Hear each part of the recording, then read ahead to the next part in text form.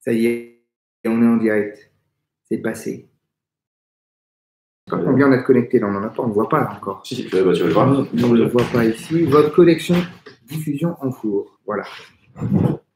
Eh bien, voilà, on est dans l'avant-culte. Ce petit moment où les gens sont censés arriver. Et il y a 3 personnes d'arrivée. 3 personnes? Ben, nous. Oui, mais il y a 5 personnes qui nous regardent là actuellement. Qui nous regardent, 5 personnes. 5 eh bien, personnes. on est 5 plus 3, 8. Il nous en manque 2 et on a les minimes, ce qui permet d'avoir un culte valide dans la tradition juive. Ah ouais, wow. La tradition juive, il faut être 10. Alors, ils pensent 10 hommes, eux. 6 personnes.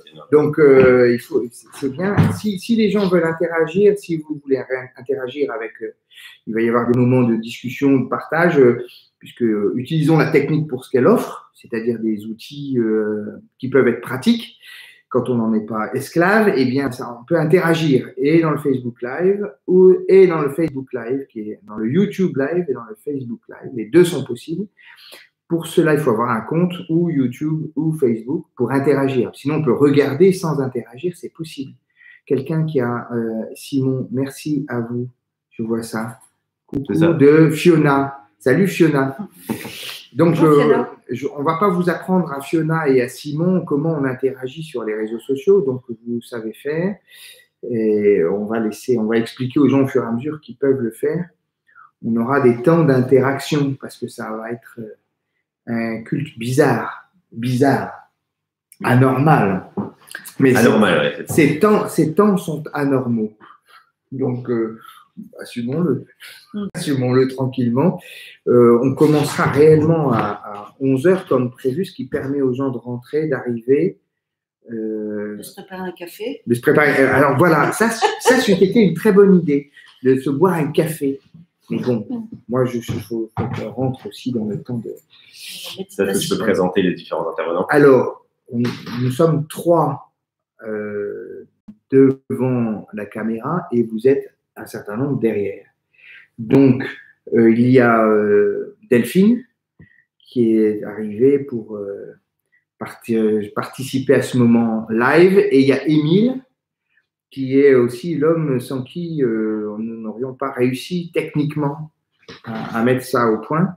Merci Émile, merci Delphine, et puis moi-même. Donc, on va rentrer dans un temps qui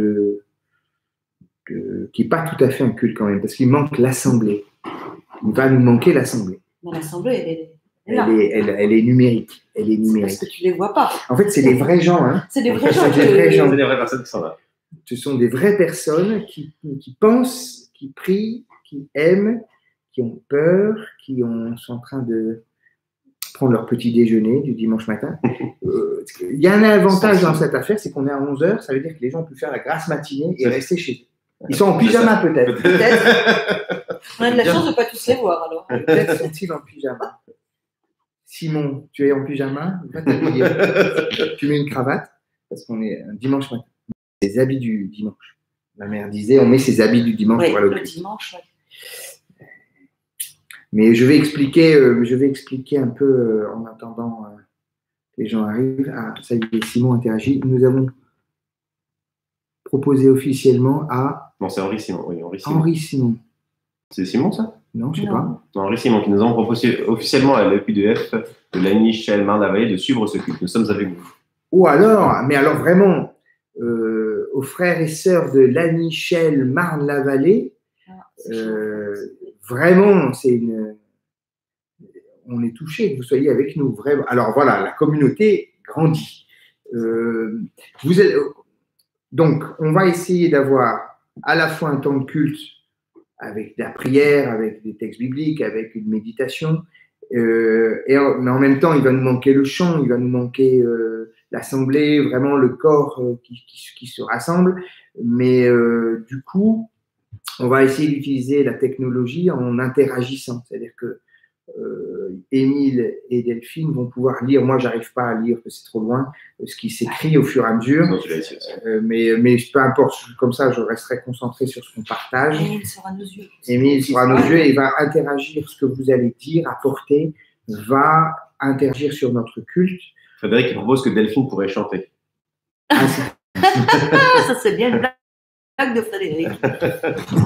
Et Philippe, Mais Philippe on pourrait nous se dit merci. perfectionner. Philippe Pinsemin, j'imagine, qui est de l'Annie Michel Lamar-Lavallée, qui nous dit merci pour l'invitation. Et, voilà, il faut s'en saisir. Je sais même pas quelle heure il est, mais on voudrait commencer réellement à 11 heures. C'est ça. Ce que je voudrais expliquer, c'est que… Je pense qu'on serait mieux d'attendre que tout le monde soit là à 11h avant de vraiment commencer. Voilà, il est moins 6. Donc, mais donc, je peux encore expliquer 2-3 choses en préalable, comme ça, on avait décidé de fermer le temple avant que le Premier ministre le décide pour l'ensemble du pays, parce qu'on a discuté avec un médecin de la paroisse qui est chef de service à Tenon et qui est pneumologue, et qui nous expliquait la nécessité de le faire et pourquoi c'était nécessaire. En fait, c'est une question épidémiologique assez simple. La vague de contamination va arriver, de toute façon elle va arriver, et le but du jeu, c'est de l'étaler dans le temps. Donc de faire en sorte que les gens soient contaminés, mais petit à petit, et donc moins on se rassemble, moins on se contamine, mais on va quand même être contaminé, mais on le fera.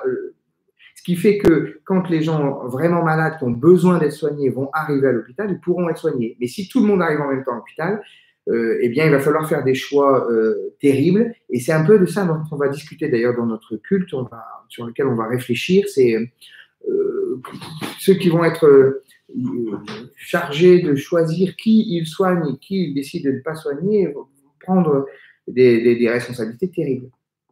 Donc, l'enjeu de cette suppression des cultes, elle est de lisser la vague de contamination et de faire en sorte qu'elle s'étale jusqu'à l'automne et qu'en automne, la population soit immunisée globalement par les défenses naturelles que l'on développe quand on est contaminé. Et ce qui est très important aussi, si j'ai bien compris ce que disent les médecins, c'est qu'il faut séparer les enfants des personnes âgées, parce que les enfants sont porteurs sains ou sont très peu malades, mais contaminent beaucoup de gens. Et donc, moins on est en contact avec les enfants, mieux ça se porte, plus on prend soin de nos anciens. Et c'est vraiment ça l'enjeu, c'est d'essayer de prendre soin de nos anciens, parce que c'est eux qui prennent le plus de risques. Et donc, on les aime et on en a besoin. Et donc, voilà la raison pour laquelle il n'y a pas de culte. Il n'y a pas de culte là, dans les temples. Mais on a un culte maintenant. Je vous proposerai… On a encore 5 minutes. On a encore 5 minutes. Qu'est-ce qui se dit? Parce que pour moi, il est presque 11h. Il est presque 11h. Il est 59 pour moi. À 59, tu as raison, il est 59. Donc, on va commencer. Je suis en retard. 1 minute.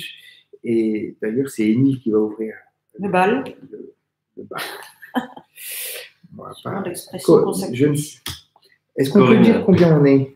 Oui, nous sommes de 12 sur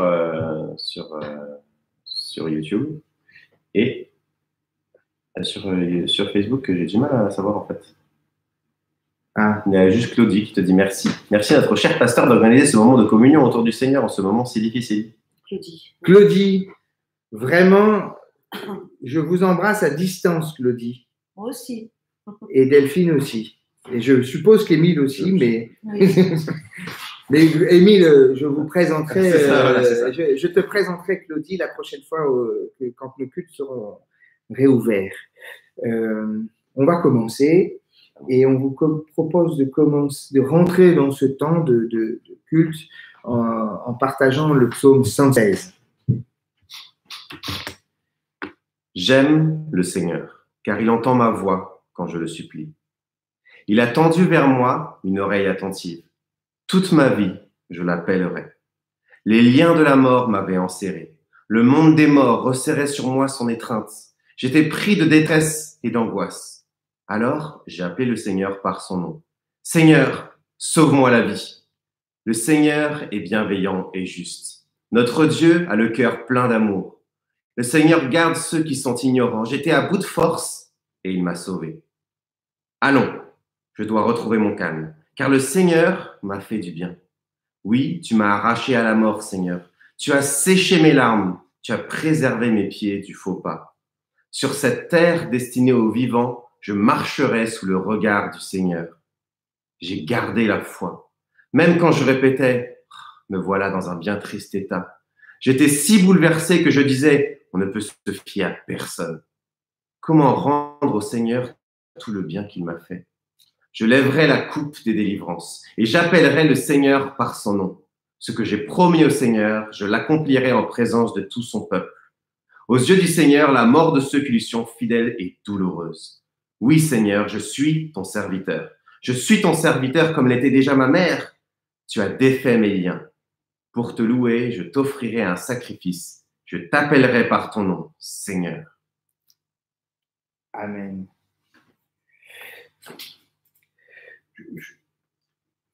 Je vous propose d'entrer dans ce temps de méditation et de partage. Par un premier temps de partage et d'échange, je voudrais vous lire un message que j'ai reçu cette semaine, mercredi, donc en milieu de semaine, d'un membre éminent de notre Église.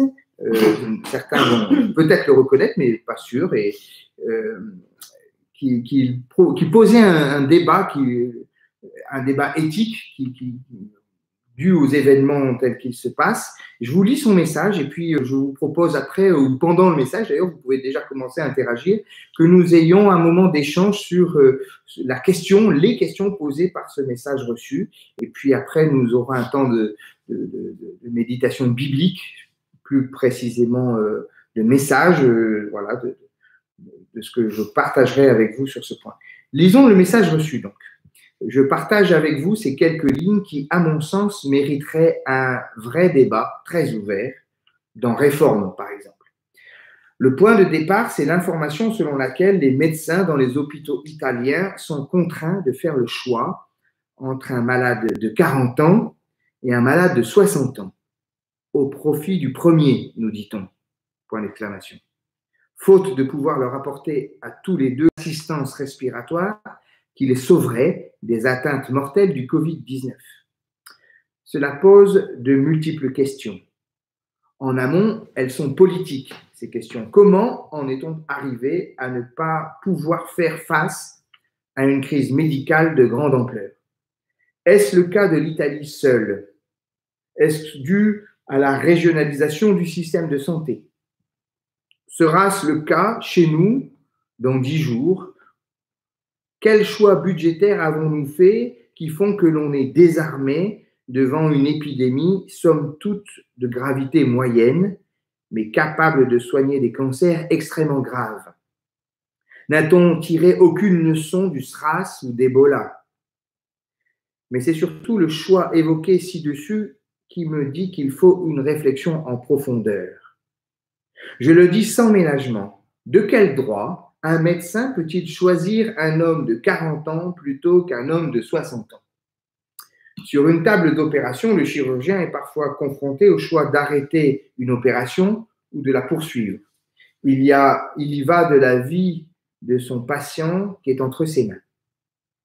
Mais cela fait partie du contrat qu'il a passé avec son patient, implicitement ou explicitement. Devant une catastrophe, les équipes de secours vont parer au plus pressé, du plus grave au moins grave, et peuvent se tromper. Mais devant le choix 40 versus 60,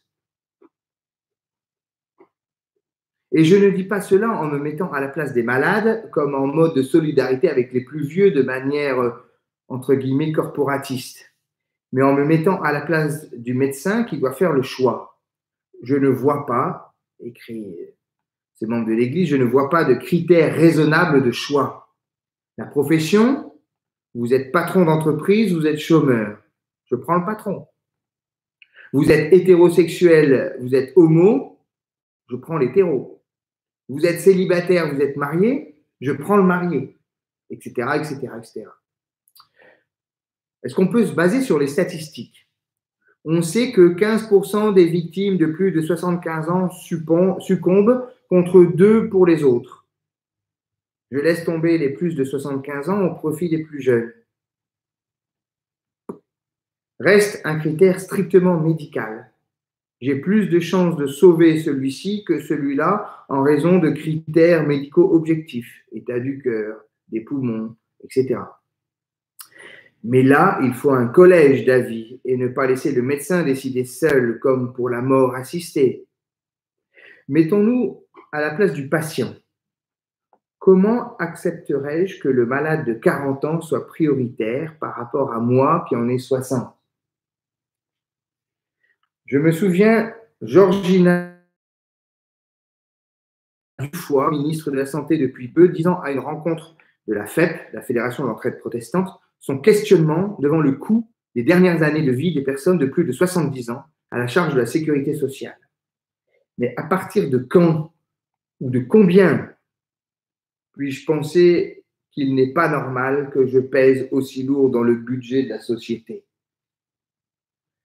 Et pourtant, je sais que ce budget n'est pas extensible à l'infini. Quel argument avancerai-je à mon médecin pour lui dire « soignez-moi » plutôt que ce petit jeune de 40 ans? Quel est mon projet de vie? Voilà le message reçu. Et il a l'avantage de poser les questions de manière un peu brutale et crue, qui fait que je voudrais profiter de la technologie, profitons de la technologie pour rentrer dans un débat, une discussion.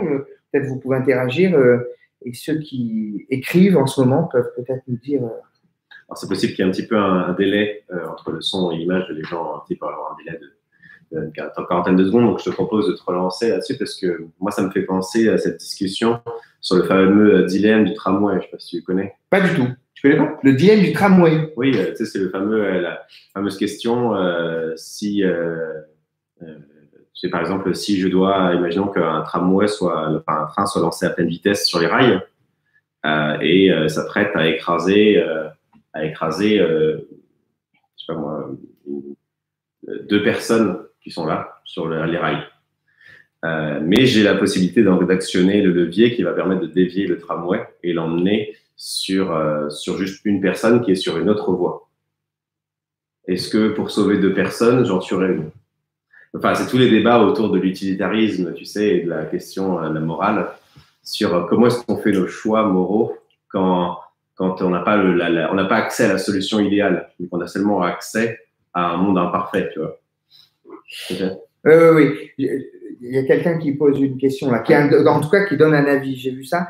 Peut-être que si c'est intéressant parce que… Je dirais que la plupart des personnes de 40 ans, donc c'est Fanny qui nous dit, je dirais que la plupart des personnes de 40 ans ont des enfants jeunes, difficile de perdre ses parents à cet âge-là.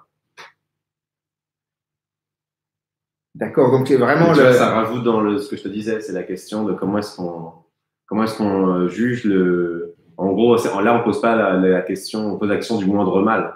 Comment est-ce qu'on juge un moindre mal? Mais la moins mauvaise solution. C'est ça, et on a souvent du mal à penser ces questions-là.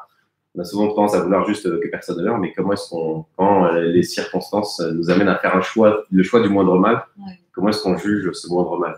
Moi, j'avais discuté de cette question avec un philosophe qui a travaillé sur l'intelligence artificielle qui s'appelle Gaspard Koenig, qui a écrit un bouquin qui s'appelle La fin de l'individu. Et on avait eu un débat à Réforme justement avec lui, parce qu'aujourd'hui, avec l'histoire de la voiture autonome, par exemple, donc les algorithmes vont décider de ces choix moraux. Oui. Voilà, il y a un accident, un vrai problème, parce qu'en fait, la machine ne décide rien. On met en place un algorithme et on lui dit, voilà, tu choisis selon ce processus-là. Oui. Voilà le choix que tu vas faire. Et quel choix faire dans une voiture autonome, entre écraser quelqu'un sur un… Et puis, alors, une personne humaine, est-ce qu'elle a plus de valeur qu'un animal? Parce qu'il y a des animalistes aujourd'hui qui disent non, ça strictement, une vie est une vie, et on ne peut pas… vous voyez que c'est des questions… Oui, même la question qui se pose par rapport aux questions autonomes, c'est dans certains cas, est-ce que la voiture ne devrait pas tuer son conducteur? Pas son conducteur tellement, mais tuer les personnes dans l'habitacle de la voiture plutôt que de tuer les personnes qui sont en face. Par exemple, je sais pas moi, la voiture fonce à toute vitesse vers un car scolaire et va certainement tuer des centaines d'enfants, une quarantaine d'enfants. Et est-ce que plutôt je ne verrais pas la voiture qui est en train de foncer, je le tourne et je fonce dans le mur? Il n'y a que 2 personnes. Ou il n'y a que 2 personnes à l'intérieur. Et ça, c'est des vraies questions éthiques. C'est ce que dit Fanny. Et les Italiens se sont basés sur la probabilité de guérison. Donc, la probabilité, c'est un processus mathématique. C'est donc… Et alors là, on rentre dans un débat absolument fondamental. Est-ce que Jacques Ellul, peut-être certains ont lu Jacques Ellul, a passé sa vie à dénoncer l'idéologie de la technologie. l'emprise idéologique et voire idolâtre de la technologie quand les modèles mathématiques décident à ma place, quand je suis prisonnier de ce calcul mathématique. Par exemple, quand on dit que l'économie politique, c'est parce qu'on a modélisé de manière mathématique l'économie. Et quand on choisit, quand on donne à une machine la possibilité de calculer la probabilité de survie de telle personne plutôt que telle autre, c'est-à-dire qu'on remet entre les mains des mathématiques un choix qui est un choix éminemment éthique, individuel, un choix moral, qui pose le bien ou le mal. Qu'est-ce qu'on... Je ne suis pas sûr que ce soit... En l'occurrence, ces médecins italiens, ils sont plutôt dans la situation de voir un père de famille de 40 ans qui a 4 enfants et un vieux monsieur de 65 ans. Ce n'est pas un choix mathématique. C'est qu'ils pensent qu'effectivement, ces enfants ont plus besoin d'un père. Voilà, c'est à un instant T, ils ont des choix difficiles à faire. Parce que Fanny lancé de laisser entendre, c'est que je pense qu'ils sont basés sur la probabilité de guérison. C'est-à-dire que je ne sais pas s'ils ont pris en compte le fait s'il a des enfants ou pas, mais c'est surtout de se dire on a des ressources et on va les affecter pour qu'elles aient le plus de chances de produire un effet, quoi. Mais effectivement, c'est un peu probabiliste aussi, je pense. Et qu'est-ce qui fait la valeur d'une vie? Pour dire qu'une vie de 20 ans ou 40 ans, dit notre interlocuteur, une vie de 40 ans a plus de valeur qu'une vie de 60 ans? Au nom de la probabilité ou au nom des enfants? C'est une question. Dans l'absolu, non. Mais il faut se mettre à la place de ces médecins qui sont dans l'urgence. C'est ça qui est difficile. Quand tu discutes autour d'une table, ta réponse, elle est non. Donc, la réponse est il faut non, agir, mais on laisse les médecins prendre un choix terrible, oui. Et qui est un mauvais choix. Et pas forcément. On peut poser la question, et je pense aussi la question. Je ne jugerai pas le choix qu'ils font. Oui. Mais si tu dis la réponse est non, c'est que tu as déjà jugé que c'est un mauvais choix. Si tu dis la réponse est non. Je ne suis pas dans les conditions de ces médecins dans l'urgence avec des gens partout et des choix à faire. Donc c'est l'urgence qui décide. Et on sait tous que l'urgent, est un mauvais conseiller sur l'important. Quand l'urgent prend la place de l'important, on a inversé les valeurs. Ce à quoi on donne de la valeur.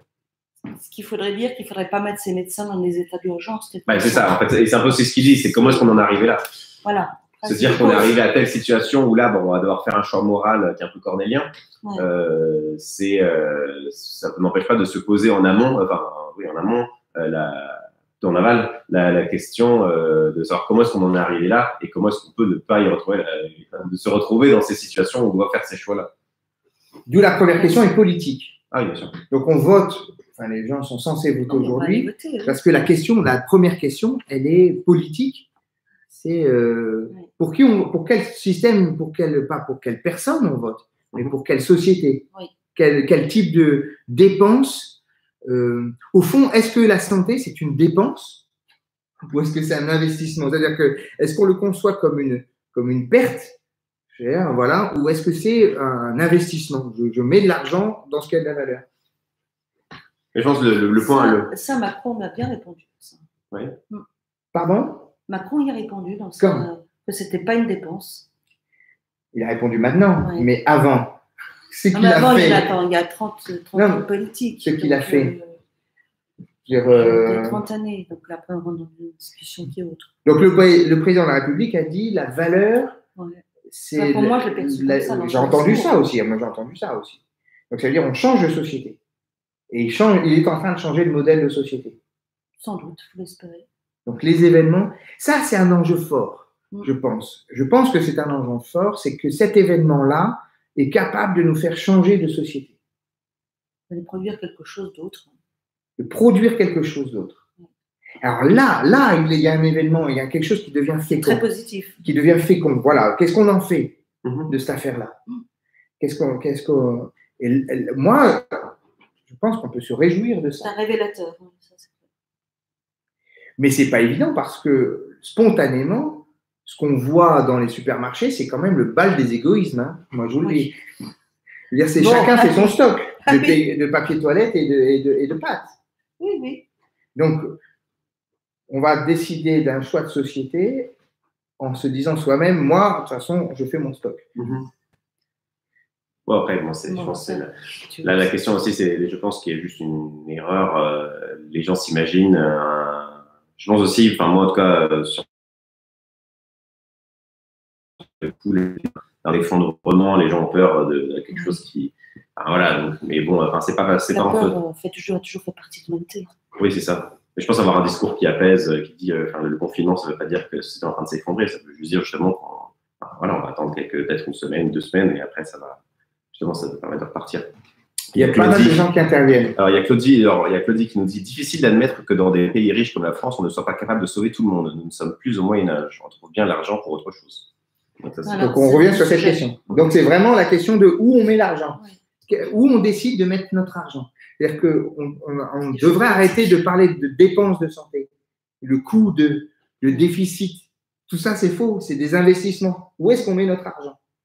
Ça, c'est vraiment Claudie. Je pense que je suis d'accord avec ce que dit Claudie. Il y a Frédéric qui dit « Nous ne pouvons rien faire d'autre que de faire confiance à nos soignants en espérant que le Seigneur les accompagne dans la difficulté intense de choisir au mieux. » Moi, j'ai tendance à dire « Je suis d'accord ». Même si c'est la difficulté dans laquelle ils sont, c'est peut-être aussi le fruit d'un choix politique en amont. Oui, en amont.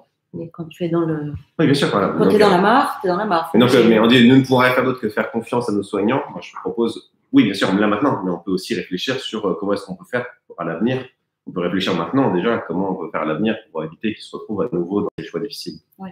Ce que j'entends dans la remarque de Frédéric, c'est que nous sommes solidaires. En fait, les médecins sont amenés à prendre des choix impossibles dans lesquels on les a placés du fait de nos choix précédents.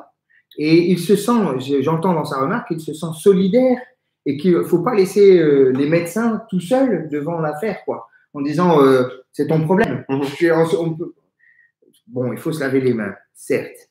Mais pas à la manière de Ponce Pilate en disant je me débarrasse de ce problème sur le dos des médecins. C'est notre problème et nous sommes solidaires de ces décisions. Ça veut dire que globalement, nous portons une part de responsabilité dans cette affaire. Et d'ailleurs, le butin de vote en est un. Et aussi, ne pas faire des cultes dans le temple en est un autre. Je veux dire, on est avec eux. Les médecins, et du coup, quand ils prennent des choix pourris, parce que ce sont des choix pourris, de décider de laisser mourir quelqu'un, c'est un choix impossible. Moi, je n'aimerais pas être à leur place. Non, ça c'est sûr. Mais c'est que nous sommes un peu à leur place. Nous sommes un peu avec eux. Non, on est avec eux, mais pas à leur place. On est co-responsables de cette décision-là. Autrement. Voilà. Est-ce que si les gens n'ont pas trop d'autres choses à dire, on peut avancer. Oui. Alors, voilà, on a eu un échange un peu informel sur ce qu'on pouvait penser spontanément de ce sujet-là. Je voudrais maintenant rentrer dans une réflexion biblique, théologique, spirituelle, méditative, et je vous propose de nous nourrir d'un texte dans l'évangile de Matthieu, si ceux qui veulent prendre chez eux leur Bible et l'ouvrir, dans l'évangile de Matthieu au chapitre 24, et on va lire du verset 36 au verset 44. Delphine va nous lire ce texte. Juste, on va prier une minute avant de lire ce texte biblique. Seigneur, dans ces temps difficiles où notre intelligence, notre raisonnement ne suffit pas, nous avons besoin de ton Esprit Saint pour que nous puissions être éclairés dans nos vies, dans nos choix, et écouter ta parole, c'est une manière de nous nourrir, de nous laisser pénétrer de ta présence aussi pour que nous puissions voir clair, essayer d'être lucides, essayer de faire les choix de manière la plus correspondante le plus à ta volonté, Seigneur. Alors, inspire-nous et que ce texte devienne pour nous une parole qui nous vient de toi. Amen. 4, 36.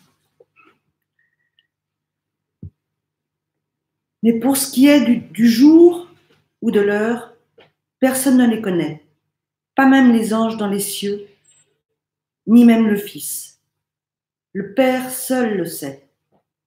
Ce qui s'est passé du temps de Noé se passera de la même façon quand viendra le Fils de l'homme. En effet, à cette époque, avant le déluge, les gens mangeaient et buvaient, se mariaient ou donnaient leurs filles en mariage, jusqu'au jour où Noé entra dans l'arche. Ils ne se rendirent compte de rien jusqu'au moment où le déluge vint et les emporta tous. Ainsi en sera-t-il quand viendra le Fils de l'homme.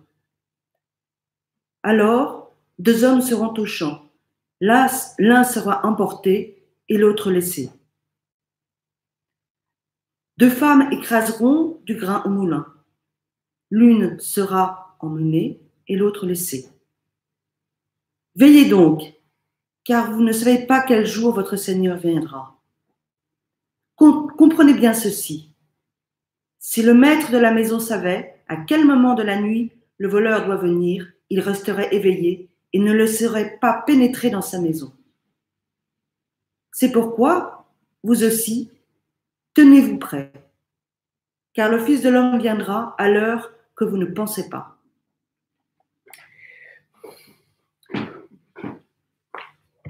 Nous aurons un petit temps d'échange après, dans un second temps, après la méditation que j'aimerais partager avec vous.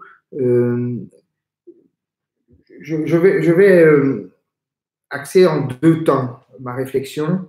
Le premier temps de ce que je reçois, la première chose que je reçois de ce texte, qui peut paraître un peu choquant, hein, après, a priori, à première lecture, l'un sera pris, l'autre laissé. Ce côté un peu, voilà, 40 ans, 60 ans, la discussion qu'on vient d'avoir, comment on va choisir, quoi, quel choix. Et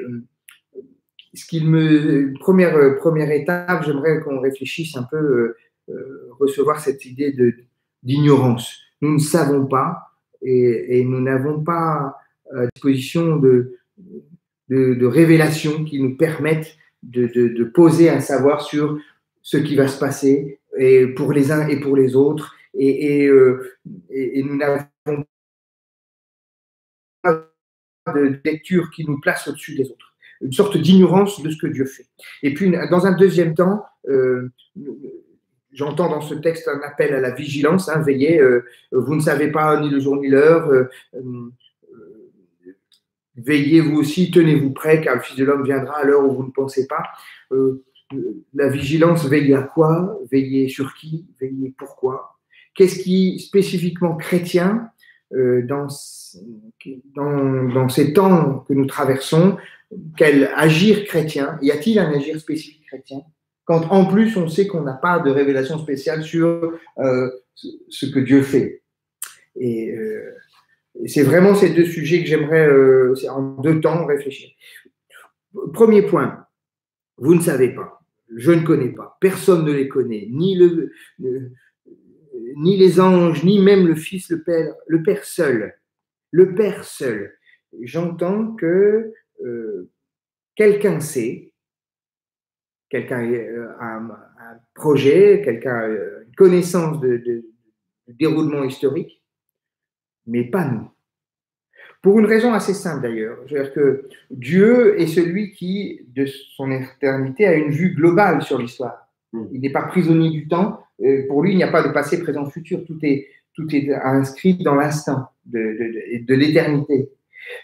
Alors que nous déplions notre vie dans l'histoire. Du coup, on est prisonnier entre un passé qu'on ne peut pas changer, un futur qu'on ne connaît pas, et du coup, un présent qui est très angoissé à cause de ces deux incertitudes-là. D'ailleurs, Hannah Arendt disait, donc la philosophe juive disait, 2 choses peuvent vous pourrir la vie, le passé que vous ne pouvez pas changer et l'avenir que vous ne pouvez pas connaître. Et 2 seules choses peuvent vous libérer de ce qui vous pourrit l'instant présent, c'est le pardon qui délie le passé, qui vous permet d'être libre vis-à-vis des événements qui ont eu lieu et qui seront là de toute manière, que vous ne pouvez pas effacer. Pardon seul permet de vous délier du passé, et la promesse vous permet d'envisager l'avenir. Vous dire, je tiendrai, je serai là. Je te promets que je serai là. Et c'est très important spirituellement de ne pas se laisser pourrir l'instant présent par des choses qui nous échappent. Donc, on a aucun, vous ne pouvez pas rationaliser sur ce qui expliquerait ceci ou cela, et vos algorithmes mathématiques qui vont décider qu'un tel va être choisi, l'autre va être laissé. C'est une manière de prendre pouvoir sur le futur par la technologie, par la technique, disait Ellul, vous prenez la place de Dieu, de celui qui sait. Dieu seul sait. Le Père seul. Vous, les chrétiens, même les chrétiens n'ont pas de révélation spéciale, et aucune autre religion, d'ailleurs, vraiment, même s'ils le disent, ne les croyez pas. Même s'ils le prétendent, ne les croyez pas. Donc, il n'y a pas de position suréminente des chrétiens qui les placerait au-dessus des autres et qui leur permettrait d'avoir pouvoir sur l'avenir. Nous sommes plongés au cœur de la réalité du monde et il y a comme une sorte de voile d'ignorance concernant les choses dernières. Ceci signifie que nous nous laissons coloniser par la peur de l'avenir. Et la logique d'aller au supermarché se remplir son caddie de stock de pâtes ou de papier toilette est une manière de se laisser embarquer dans cette peur de l'avenir et de réagir en thésaurisant, en faisant des réserves, en fermant sa porte. Et d'autres appellent à fermer des frontières, ce qui relève de la même logique. Ce que dit ce texte, c'est que rien n'est joué, tout est ouvert. Tu ne sais pas. Rien n'est joué. L'un sera prêt, l'autre laissé. Tu ne sais pas. Tout est ouvert. L'avenir n'est pas dit. L'avenir, le dernier mot n'a pas été dit. Et il dit aussi, ce texte dit, il n'y a pas de justice à chercher dans les événements. L'un sera prêt, l'autre laissé. Entre celui de 40 ans et celui de 60 ans, n'essayez pas d'y mettre de la justice. De toute façon, c'est un choix pourri. De toute façon, c'est un choix pourri. N'essayez pas de vous donner bonne conscience en disant « il a des enfants, il a une probabilité de survie, je ne sais pas quoi. » Il n'y a pas de justice dans le malheur qui frappe, ni de sens à imaginer dans les événements. Ce que dit ce texte, et ce que réaffirme ce texte avec force, je crois, c'est une sorte, si vous lisez les textes de Calvin, gardez en tête toujours cette affirmation centrale qui structure toute sa pensée, Dieu est souverain. Dieu, le seul, le Père sait. Seul Dieu sait. Et nous ne savons pas. Lui, il sait. Ça veut dire qu'il y a une manière de réactiver notre appréhension de ce qui se passe, des événements, en retrouvant cette foi en la prédestination. Comme une doctrine libératrice. Je sais que je suis dans la main de Dieu. Je le sais. Ce que disait le psaume 116 qu'on a lu au début du culte, au verset 15, « Il en coûte au Seigneur de voir mourir ses fidèles. » Je le sais. Et on pourrait prendre Ésaïe 43 qui dit « Oui, tu es précieux à mes yeux, tu as de la valeur pour moi, je t'aime. » Ou tu pourrais prendre Ésaïe 55, « Quand les montagnes s'effondreraient, quand les collines chancelleraient, mon amour pour toi ne faiblira pas, mon alliance de paix ne sera pas ébranlée. » Fais confiance à Dieu. Tu es entre ses mains. N'essaye pas de thésauriser l'avenir, de le mathématiser par la technique. Fais confiance à Dieu. Je sais que je suis dans sa main et qu'il est souverain. C'est là le premier point que je voulais recevoir de ce texte. Une foi tranquille, sereine, paisible, d'être dans la main de Dieu. Tranquillement, paisiblement. Je ne connais rien de l'avenir, je ne sais pas, je ne vois aucune justice dans les événements, dans pourquoi un tel meurt, pourquoi pas tel. Il y a un enjeu politique, je pense que ça n'enlève rien à la qualité des choix que nous devons faire, à la responsabilité des choix qui nous incombent, mais je sais que nous sommes dans la main de Dieu et qu'il est souverain. Il sait, il peut, il fait. Premier point. Mais la deuxième chose que je ressens, qui me fait basculer dans le deuxième temps, je continue comme ça ou on ouvre un temps d'échange? Je continue comme ça. Le deuxième temps dans lequel je voulais basculer, c'est celui de l'appel à la vigilance. Veillez. Ce texte, plusieurs fois, dit « Vous ne savez pas, alors veillez. Alors faites attention. » Et ça traverse un peu tout le Nouveau Testament, là, cet appel à être vigilant. L'appel à la vigilance. Alors, veillez, mais pourquoi? En deux mots, pourquoi Je veillerai. Veiller sur quoi? Sur qui surtout peut-être? Veiller à quoi? La question qui me vient, c'est comment être des chrétiens dans les événements qui se passent? Comment agir? Est-ce qu'il y a un agir spécifiquement chrétien là-dedans? La première chose que je reçois de la foi à la prédestination, c'est-à-dire en la foi dans la souveraineté de Dieu sur l'histoire, c'est je veux vivre libre, libéré de la peur de l'avenir, pour investir le temps présent. Si le passé est entre les mains de Dieu, si l'avenir est entre les mains de Dieu, le présent m'appartient. L'instant maintenant. Donc ça veut dire que ici et maintenant, comme je n'ai pas le choix de ce qui arrive, voilà, personne n'a choisi cette histoire c'est vraiment cette histoire de contamination, c'est autant le réchauffement de la planète. On a un truc à faire. Il y a des choix, non mais on a toujours un truc à faire, mais il y a des choix on porte notre responsabilité là-dedans. Autant dans la venue d'un virus, on n'a pas le choix. Par contre, il me reste, disait Kierkegaard, la possibilité de la décision, ce que je vais en faire. Comme je suis dans l'instant, comment j'habite ma propre vie et comment j'habite l'instant, là, le maintenant.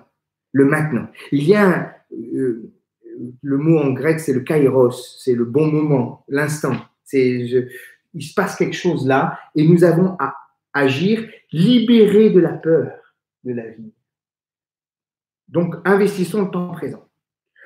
Je voudrais le faire je vous propose 3 pistes de réflexion sur l'appel à la vigilance.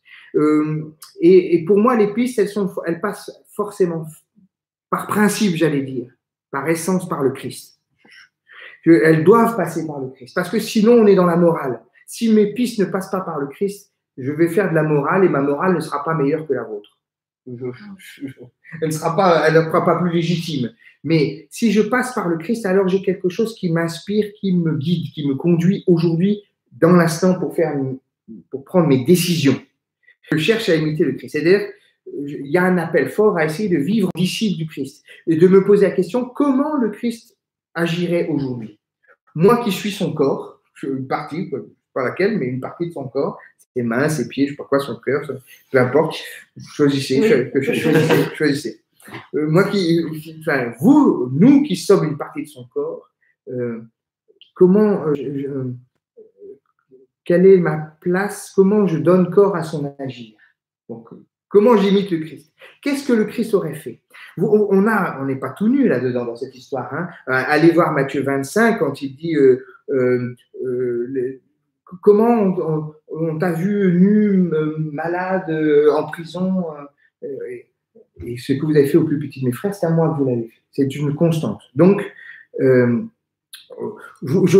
simplement, je veux relire Ésaïe 43, ça me paraît très juste. N'aie pas peur, je t'ai libéré. Merci. Je t'ai appelé personnellement, tu m'appartiens. Je t'ai appelé personnellement. Donc, j'ai une valeur unique. On va de l'unique à l'unique. On ne fait pas une masse, on ne fait pas un calcul de probabilité. Quand tu traverseras l'eau, je serai avec toi. Quand tu franchiras les fleuves, tu ne t'y noieras pas. Quand tu passeras à travers le feu, tu ne t'y brûleras pas. Les flammes ne t'atteindront pas, car moi, je suis le Seigneur, je suis ton Dieu. Moi, le Dieu saint d'Israël, je suis ton sauveur. Oui, tu es précieux à mes yeux, tu as de la valeur pour moi et je t'aime.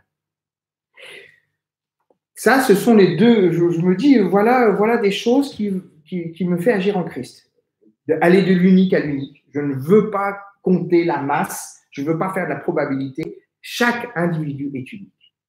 Chaque individu a de la valeur aux yeux de Dieu. Et à chaque fois que je vois le Christ agir dans les Écritures, il agit toujours pour un individu, personnellement. C'est la parabole de la brebis perdue en laissant les 99 autres. Nous avons la responsabilité chrétienne aujourd'hui de laisser les 99 pour nous occuper de la brebis perdue. Repérons les brebis perdues. Faisons ce travail-là. Et du coup, c'est ça qui va nous aider, qui va aider le monde à échapper à la barbarie. Parce qu'on va de plus en plus aller dans les temps barbares, où chacun pour soi va vider les magasins, favoriser les riches, fermer les frontières, surfer sur les colères. On aura du populisme qui va manipuler les foules inquiètes. On va l'avoir, on l'a déjà. Ouvrez votre télé ou vos réseaux sociaux, vous allez voir sur Internet, vous allez voir, la barbarie va s'étaler, et notre responsabilité, c'est hashtag je vais imiter le Christ. En disciple du Christ, j'en prends un. Première piste. Deuxième piste, OK pour ne pas se laisser mener par la peur, l'angoisse et l'inquiétude. On essaie de vivre libre et on vivra libre. Qu'est-ce qui peut nous libérer de la peur? Qu'est-ce qui va nous libérer de la peur? Si ce n'est hashtag je crois à la résurrection des morts. Voilà. Premier hashtag, je cherche à imiter le Christ. Deuxième hashtag, je crois à la résurrection des morts. C'est Jacques Ellul qui disait ça.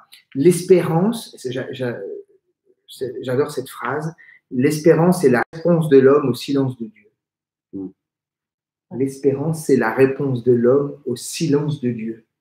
C'est-à-dire que si Dieu nous semble silencieux aujourd'hui, notre espérance en la résurrection doit primer dans notre vie. C'est-à-dire que nous savons que la mort n'aura pas le dernier mot. Nous le savons, si Christ est vivant. Nous le savons. Et cela nous libère de ça pour investir sur la résurrection. Au fond, les chrétiens ont le tort de se laisser fasciner par la mort. Et par les choses de mort, par le péché, par la culpabilité, par le ressentiment, par la colère, par tout ce que Spinoza appelait les passions tristes, ce qui nous ramène vers le bas.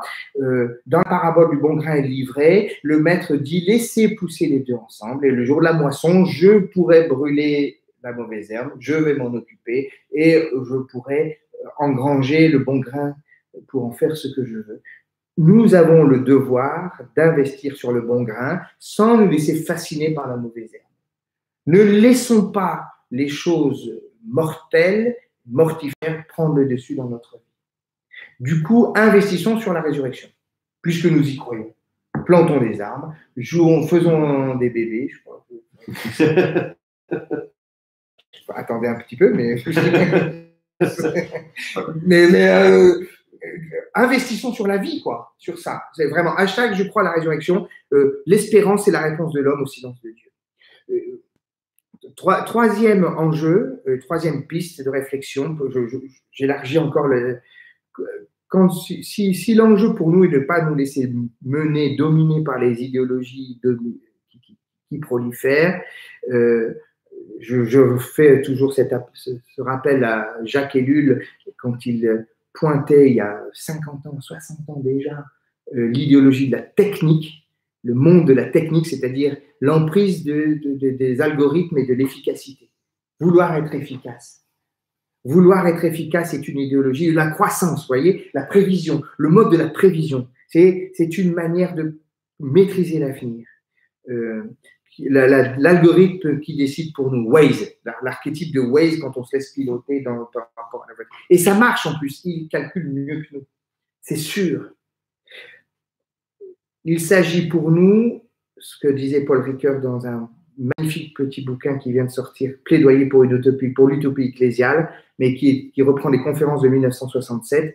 Il parle à la fois de démystifier, c'est-à-dire de dévoiler, de montrer le réel. Voilà, ça c'est une idéologie qui fonctionne. Démystifier, aller regarder les idéologies, les dévoiler au regard du monde, et démythologiser, disait-il, c'est-à-dire ce regard sur nous-mêmes qui arrêtons de nous prendre trop au sérieux, de penser que nous avons une révélation spéciale. Démythologiser, c'est le travail interne dans l'Église qui dit le texte biblique, il faut que je le lise avec intelligence en le démythologisant, en enlevant la gangue de pensée magique, par exemple. Sortons la pensée magique. Voilà une mythologie qui fonctionne en christianisme, la pensée magique. Je pense que si je vais prier, je vais guérir. Eh bien, peut-être que Dieu va te guérir, mais prends des médicaments en même temps quand même. Faisons les deux, honnêtement. Voilà, il parlait de ça. C'est le troisième hashtag que je laisse. Hashtag je ne suis pas du monde, mais je vis dans le monde. C'est-à-dire, je veux regarder les choses, avant-dernières, ce qui est en train de se passer, mais avec le regard des choses dernières. C'est-à-dire que, c'est Bonhoeffer qui disait ça, dans l'éthique. Nous sommes dans le temps des choses avant-dernières. Mais nous ne sommes pas, les choses dernières, c'est d'être dans le royaume. Et en fait, toute la prédication de Jésus est de nous dire, le royaume de Dieu s'est approché. Il est là, le Fils de l'homme viendra, et il est déjà là. Et nous sommes déjà dans le royaume. Le royaume de Dieu s'est approché. C'est ça qui nous donne une vraie liberté. Il y a un magnifique texte dans la première lettre aux Corinthiens, au chapitre 7, qui dit ça. Je vous lis ça, 1 Corinthiens 7, verset 29, à partir du verset 29. Voici ce que je veux dire, frères et sœurs, il reste peu de temps, dit Paul. C'était il y a 2000 ans, je vous rappelle. Bon, ça fait crisper le temps. Dès maintenant, que les hommes mariés vivent comme s'ils n'étaient pas mariés, que ceux qui pleurent vivent comme s'ils n'étaient pas tristes, que ceux qui rient vivent comme s'ils n'étaient pas joyeux, que ceux qui achètent soient comme s'ils ne possédaient pas ce qu'ils ont acheté, que ceux qui usent des biens de ce monde soient comme s'ils n'en usaient pas, car ce monde tel qu'il est ne durera plus très longtemps. J'aimerais que vous soyez libres de tout souci. Vous voyez, je suis dans le royaume, c'est-à-dire que j'use le monde, je suis marié, j'ai une maison, j'ai des enfants, je vote, je suis dans la société, je fais des choix, je prends des décisions difficiles, mais j'use du monde comme en n'usant pas, je ne suis pas prisonnier de ce choix, je ne colle pas au réel. Et peut-être cette prise de distance au nom du royaume de Dieu auquel nous appartenons nous permet de voir les choses d'une manière avec le Christ cosmique, global.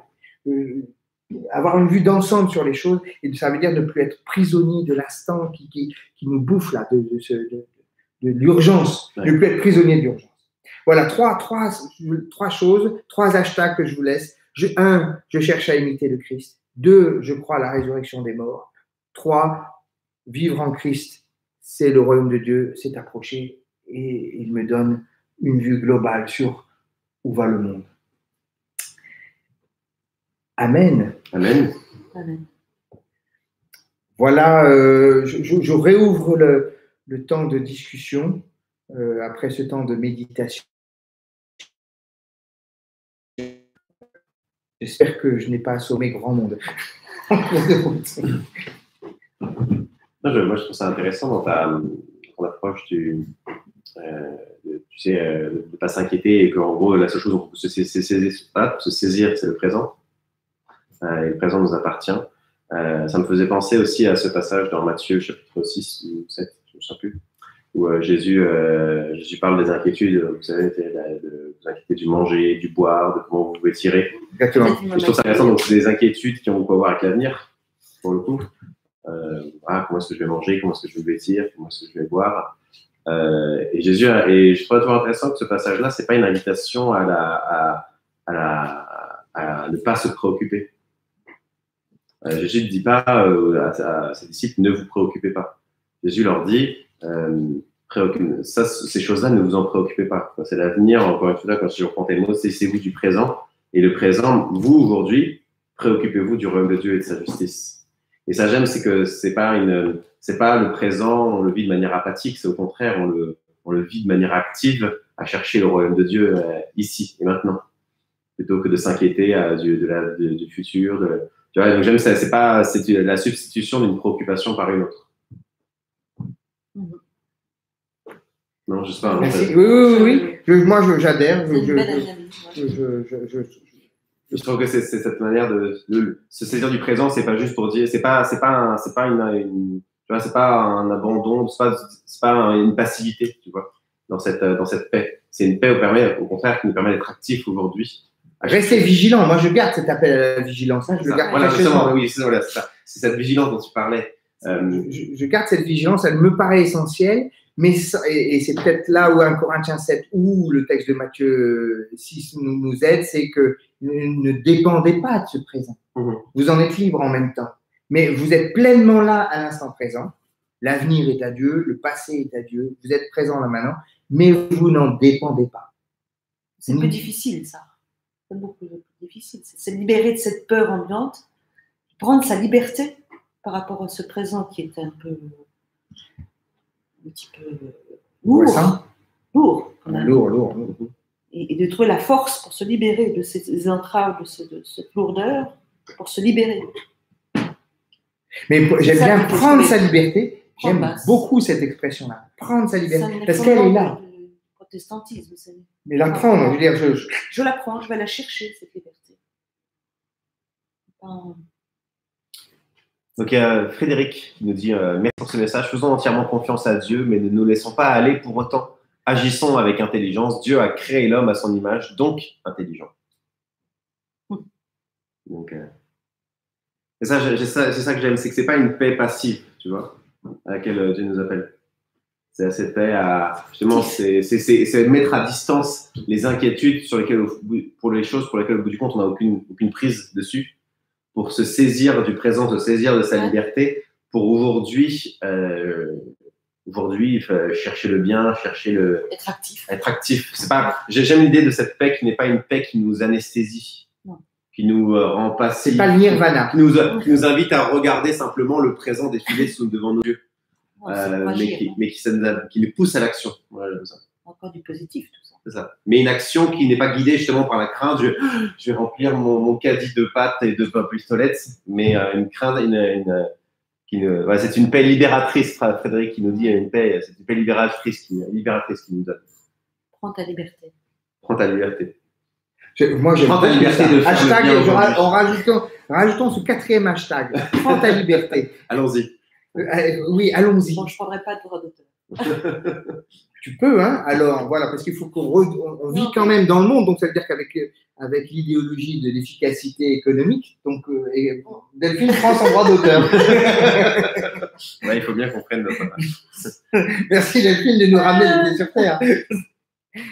Très bien. Vous prenez votre liberté de aujourd'hui voter non pas guidé par la peur, mais guidé par cette paix libératrice, justement. Ouais. Allons voter. Moi, j'aime assez l'idée, je trouve qu'on a un peu abandonné cette idée d'imiter le Christ, je trouve aussi, de nous dire, quand on a des choix à faire, des décisions à prendre là, qu'est-ce qu'il fait, qu'est-ce qu'il veut que je fasse. C'est-à-dire que qu'est-ce qu'il aurait fait peut-être même. Enfin, une fois que tu as dit qu'est-ce qu'il aurait fait, il faut… Eh bien, il y a la Bible, on n'est pas tout nu. Bien sûr. On n'est pas tout nu, non, c'est vrai.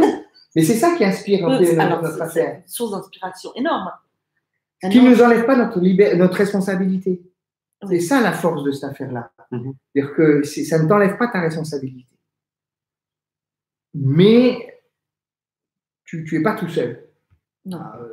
Parce que c'est ça, le médecin tout seul, devant le choix impossible entre un gars de 40 ans et un gars de 60 ans. Tu ne sais pas s'il est tout seul. Je n'en sais rien. Non, mais celui qui se veut tout seul, qui dit je le prends la décision. C'est à moi, je prends le surnom. Je ne sais pas. Bon. Il n'est pas tout seul. Je vous propose un temps d'intercession. Ce que je veux proposer à mes camarades ici présents, j'ai déterminé un certain nombre de sujets, de personnes, etc., pour prier, pour les porter dans la prière. Je crois que c'est vraiment le moment où on peut mettre devant Dieu ces inquiétudes-là et les personnes qui les portent. Et de manière alternative, on prend un point l'un après l'autre, comme ça. Je voudrais commencer en priant pour notre pays. Et puis voilà, il y a des élections aujourd'hui. Donc, je voudrais qu'on porte dans la prière ce processus démocratique qui s'oppose résolument et fermement au populisme rampant. Je voudrais qu'on prie pour les candidats qui osent s'engager, qui osent, pour les militants, ceux qui tiennent les urnes, là, ceux qui ont bravé le danger pour venir tenir les urnes aujourd'hui.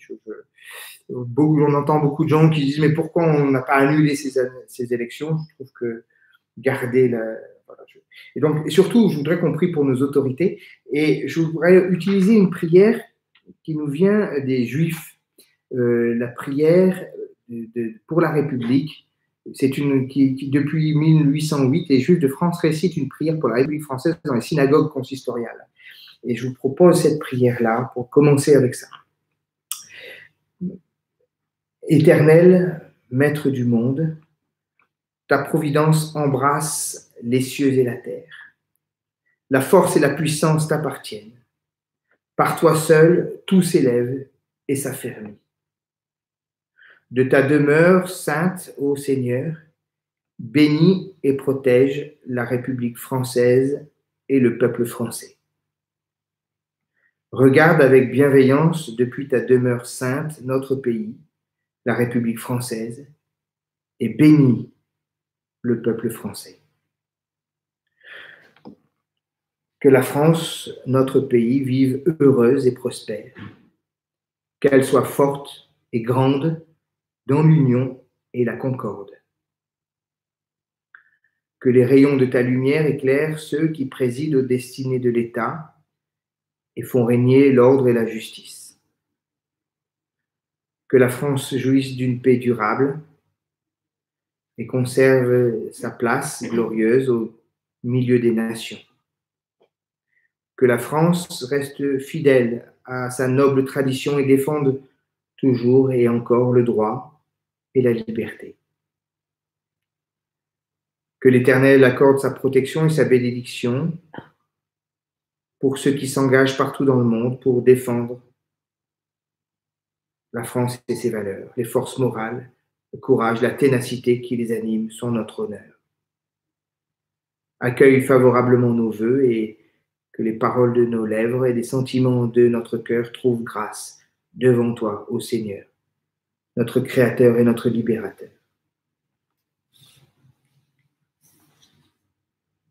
Oui.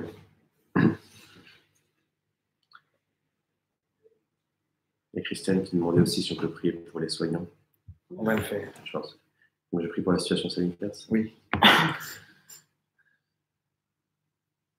Seigneur, je te prie dans ce moment particulier qui touche tous les pays du monde, que cette situation avec ce virus qui touche indifféremment des frontières, indifféremment des ethnies, indifféremment des...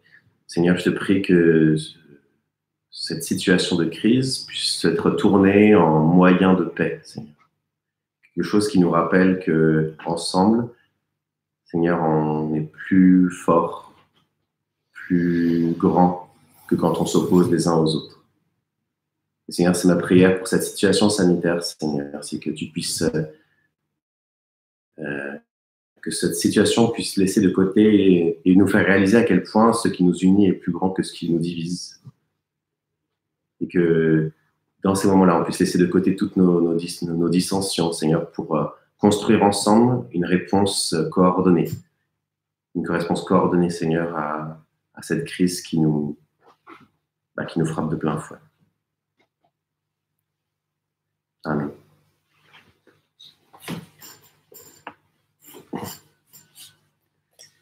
Prions, chers amis, évidemment, pour tout le personnel médical.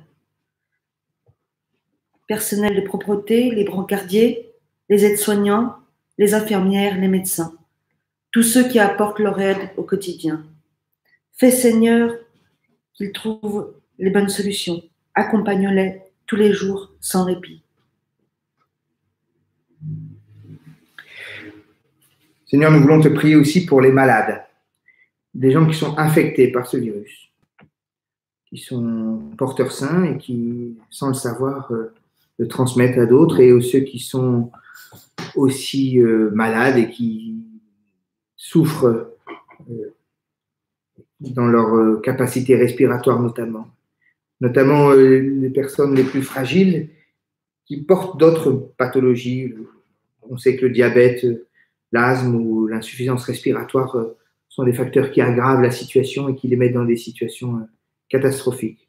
Nous connaissons tous ici ou là des gens qui sont en réanimation et dont on se demande s'ils vont pouvoir se rétablir. Nous voulons te prier pour ceux qui sont malades de la peur, tétanisés par cette peur, et qui dévalisent les magasins au mépris de toute solidarité. Et puis nous voulons te prier aussi pour les personnes inconscientes qui ne respectent pas les consignes, qui font des bravaches et qui font les fiers, semblant d'être au-dessus de cette mêlée-là. Seigneur, pour les uns et pour les autres, nous te prions. Nous voulons aussi te porter devant toi notre communauté, ceux qui sont de la paroisse du Saint-Esprit et nos anciens, tout particulièrement nos anciens. Seigneur, nous te prions pour Mathieu et pour sa sœur Françoise, pour Hélène et Jean-Marc, qui sont, eux, confinés chez eux depuis longtemps, pour Denise, pour Nicole, pour Mireille,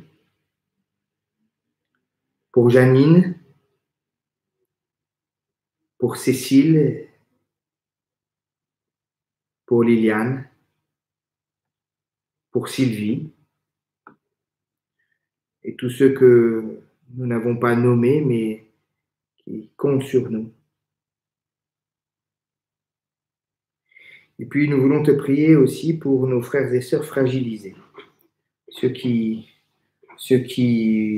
traversent des difficultés et qui peuvent être, par cette situation, encore plus fragilisés.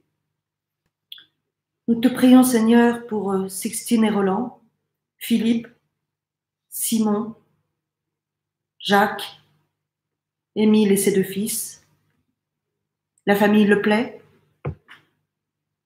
toute la famille Oberkampf et Claudie.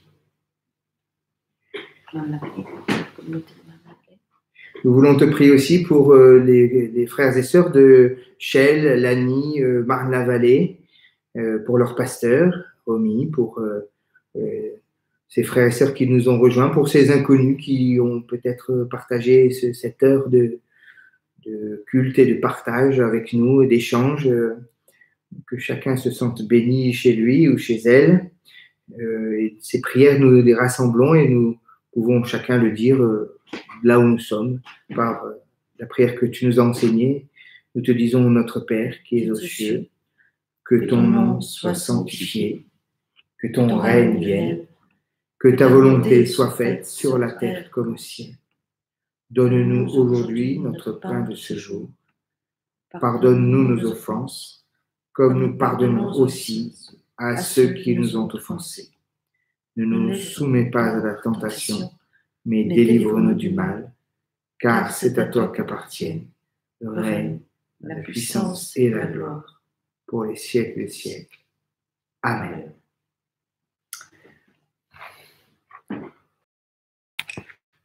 On voudrait clore ce temps par un envoi.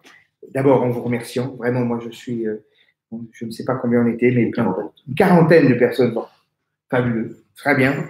Vraiment, pour une première. Donc, voilà, c'est le temps des annonces. Faites l'offrande de votre temps et de votre argent pour aider vos frères et sœurs. Peut-être on va mettre en place un service de visite téléphonique. Donc, se répartir les gens pour s'appeler les uns les autres, pour prendre des nouvelles. On peut se donner rendez-vous la semaine prochaine. On va essayer de faire à peu près la même chose. On essaye de trouver un médecin qui vienne aussi partager ce moment avec nous, qui puisse aussi répondre aux questions, aux inquiétudes des uns et des autres. Pour dimanche prochain. Voilà, ça c'est le plan pour dimanche prochain.